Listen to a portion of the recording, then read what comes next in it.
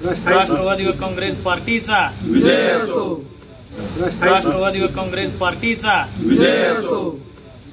राष्ट्रवादी काँग्रेस पार्टीचा विजय असो। अजितदादा गटांचा विजय असो।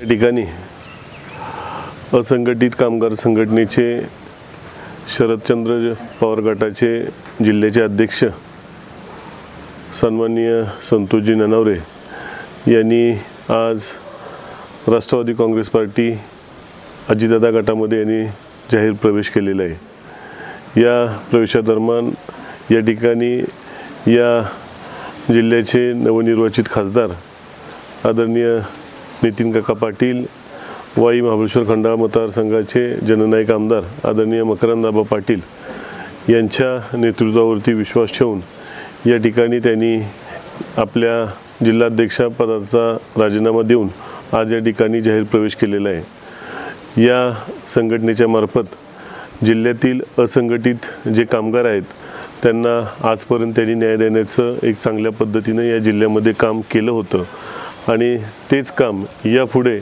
आदरणीय या जिल्ह्याचे आमचे नेते मकरंद पाटील यांच्या मार्गदर्शनाखाली या ठिकाणी ते अखंडित पुढं सुरू ठेवणार आहेत। याच्यातून असणाऱ्या एक चांगल्या कामाचं त्यांचं एक नियोजन हे खरं तर आम्ही सुद्धा प्रत्यक्ष त्या ठिकाणी बघितलेलं आहे। सर्वसामान्यांना न्याय देण्याचा या संघटनेच्या मार्फत खरं काम होतं आहे। राज्य शासनामार्फत या असंघटित कामगारांना भरपूर असा निधी दिला जातो, परंतु तो तळागाळापर्यंत पोहोचवण्याचं काम हे खरं ही संघटना करत असते।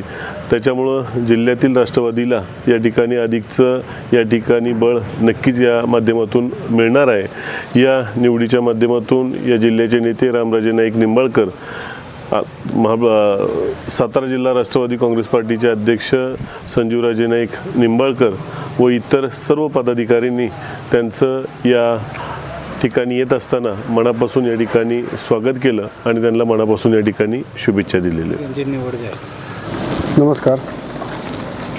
आज माननीय खासदार नवनिर्वाचित खासदार नितीन काका पाटील, जननायक आमदार मकरंद परत प्रदेशाध्यक्ष व्यवहार साहेब आणि इतर मान्यवरांच्या मार्गदर्शनाखाली माझी जिल्हा अध्यक्ष म्हणून निवड झाली असंघटित कामगारच्या।